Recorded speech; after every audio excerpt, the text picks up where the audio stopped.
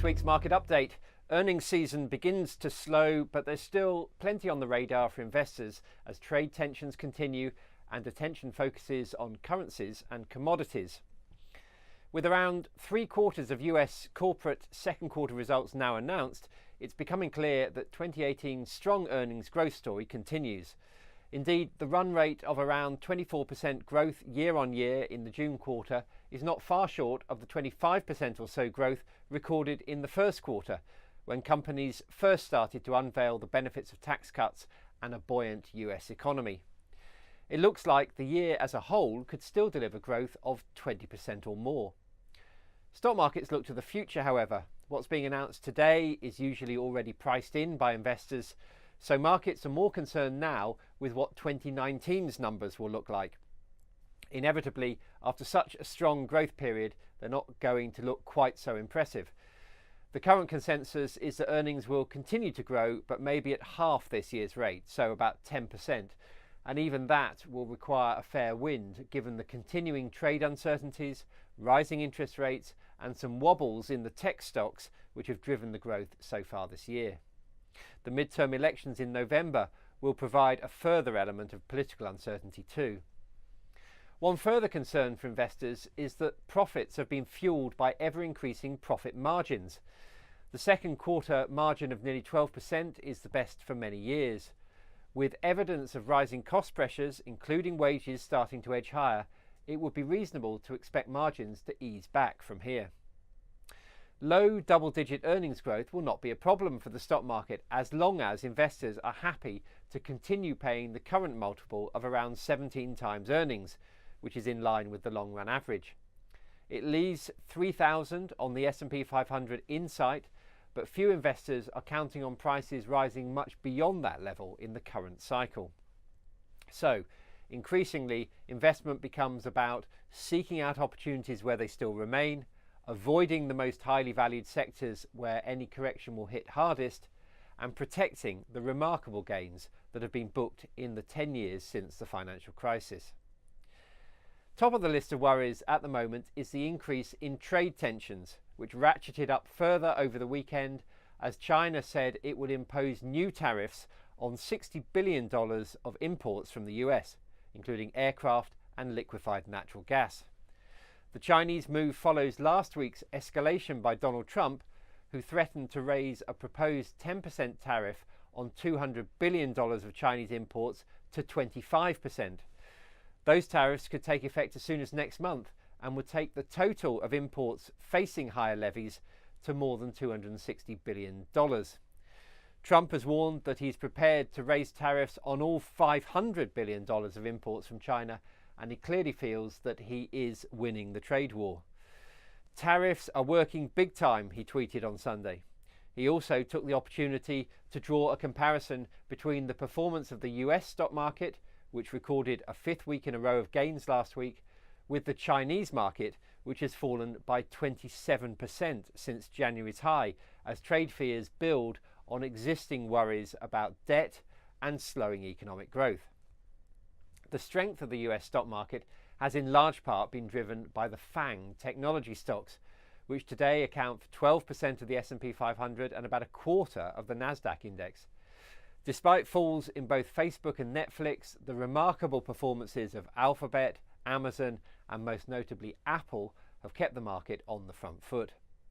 Last week, Apple became the first company to be valued at more than $1 trillion, as its rising share price on the back of better than expected quarterly results more than made up for the fact that share buybacks are steadily reducing its equity base. The market capitalization of a company is derived by multiplying the number of shares in issue by the share price, so reducing the number of outstanding shares has created a headwind for Apple in its battle with Amazon to hit the trillion mark first. Such has been the growth in its share price, though, it's more than doubled in the past 2 years, that it's won the race regardless of its shrinking equity base. Now, central banks were the big story last week, although there were no big surprises. As expected, the Bank of Japan stuck with its super easy policy, although it did introduce a little flexibility into its self-imposed target of keeping bond yields close to zero. Meanwhile, the Federal Reserve kept rates unchanged, but made it clear that the path remains steadily upwards. US interest rates now look certain to rise again in September and once more later this year. And here, the Bank of England saved face by raising rates 0.25% to 0.75%, but unlike the Fed, the bank made it clear that its tightening path will remain extremely shallow. Mark Carney once again expressed his concern about a disorderly Brexit next spring and said that interest rates of just 1.5% in 3 years' time would be a sensible assumption. Normally, you would expect a currency to strengthen on the back of an interest rate rise, but the pound has actually fallen to an 11-month low, below $1.30, on the back of the governor's cautious comments. He's not alone to worry about Brexit. Prime Minister Theresa May is touring around Europe in a bid to garner support for her unloved Chequers soft Brexit plan. So far, there's little evidence from chief EU negotiator Michel Barnier or leaders such as France's Emmanuel Macron that her proposals will fly. UK Trade Secretary Liam Fox said over the weekend that he considers a no-deal exit in March the most likely outcome now. The pound is not the only currency in focus at the moment. The spotlight is also on the Chinese renminbi, which has fallen by around 10% against the dollar in the past 4 months. The level of the Chinese currency has become a political issue as it's one of the main levers Beijing can pull to offset the negative impact of US trade tariffs. On Friday, the Chinese government attempted to send a message that it is not manipulating its currency lower by announcing measures to make it harder to bet against the renminbi. But the suspicion remains that Beijing is happy to tolerate a managed decline in the currency because it makes its exports more competitive in an increasingly difficult global trade environment. The dollar-renminbi exchange rate is of wider significance because 3 years ago it was a sharp fall in the Chinese currency amid concerns about capital flight out of the country, which triggered a 6-month decline in global equity markets. That kind of uncontrolled decline is not the central case today. Rather, it's expected that China will facilitate a measured depreciation in order to counterbalance the impact of tariffs.